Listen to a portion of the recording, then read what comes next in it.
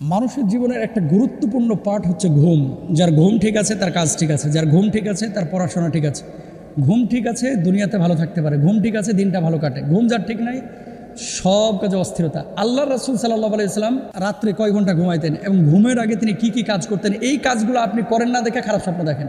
এই কাজগুলো করেন না দেখে আপনি ঘুমের মধ্যে খালি ভয় পান। এই কাজগুলো করেন না দেখে আপনার ভালো ঘুম হয় না। এই কাজগুলো করেন না দেখে আপনি বিপদে পড়েন। কয়দিন পর পর ঘুমের মধ্যে মানুষের স্টক পর্যন্ত করে ফেলছে। কেন? কারণটা কি?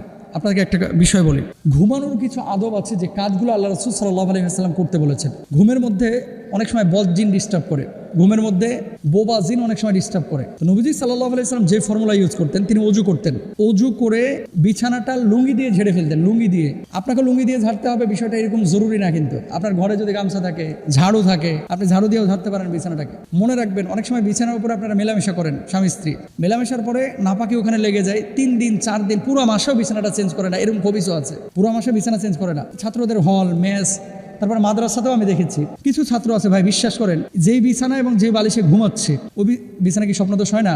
লজ্জার কিছু নয়, স্বপ্নদোষ তো হয়। এই বিছানাটা 5 মাস 6 মাসও ধয় না। অনেকে আছে ভাই, বিছানার চাদর খুললে যেন খালি ছাড় পোকা ফরফর করে বাইরে হইতেছে, এরকম কিছু লোক আছে। তো এরকম যদি সিচুয়েশন হয় তো বোবা জিন আপনারা ধরবে না তো কারা ধরবে? মনে রাখবেন, যত নোংরা এবং খাবাসাত, উল্টাপাল্টা আপনার অপবিত্র জিনিস আপনার বিছানায় হোক, টেবিলে হোক, চেয়ারে হোক, রুমের মধ্যে হোক, কাপড়ে হোক, যত বেশি থাকবে আপনাকে বদজিন তত বেশি ইফেক্ট করবে। তাহলে 1 নম্বর, নবীজি নিজের লুঙ্গি দিয়ে অথবা কাপড় দিয়ে বিছানাটাকে ঝেড়ে ফেলতেন।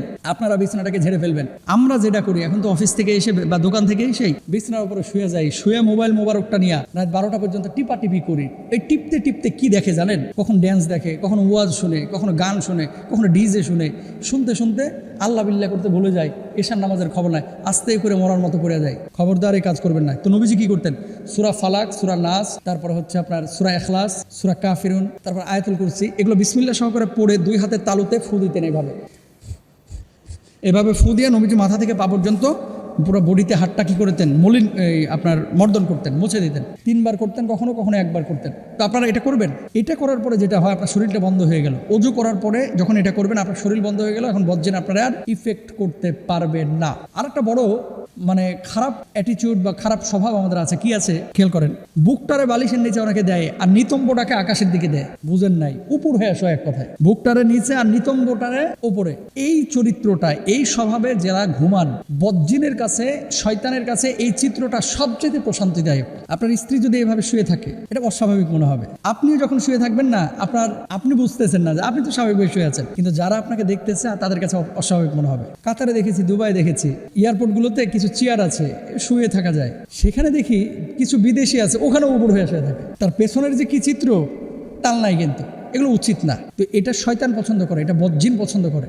নবীজি সাল্লাল্লাহু আলাইহি ওয়াসাল্লাম এটা পছন্দ করতেন না। নবীজি কি বলেছেন? ডান কাত হয়ে দোয়া পড়ে ঘুমানোর কথা বলেছেন। এরপরে যদি আপনার পার্শ্ব পরিবর্তন করতে গিয়ে আপনি বাম কাত হয়ে যান, কোনো সমস্যা নাই। কি দোয়া পড়বেন? আল্লাহুম্মা বিসমিকা আমুতু ওয়া আহইয়া। নবীজি সাল্লাল্লাহু আলাইহি ওয়াসাল্লাম এটা করতেন। আর 2 রাকাত নামাজ পড়ে পারলে নফল নামাজ পড়ে তাহাজ্জুদটা পড়ে শোয়ার চেষ্টা করবেন যদি দেরি হয়ে যায়, আর নতুবা আপনি শেষ রাত্রে উঠে তাহাজ্জুদটা পড়বেন। খারাপ স্বপ্ন যদি দেখে ফেলেন, তাড়াতাড়ি উঠে যাবেন। উঠে যাওয়ার পরে বাম দিকে 3 বার থুতু নিক্ষেপ করবেন। পুরো গাল ভরা থুতু না, থু থু থু এরকম ভাব করবেন। 3 বার থুতু নিক্ষেপ করে আউযু বিল্লাহি মিনাশ শাইতানির রাজিম পড়বেন 3 বার। এরপরে বলবেন লা হাওলা ওয়ালা কুওয়াতা ইল্লা বিল্লাহ। আয়াতুল কুরসি পড়ে বুকে ফু দিয়ে তারপরে ডান কাত হয়ে শুয়ে যাবেন। আল্লাহ তাআলা বোঝার তৌফিক দান।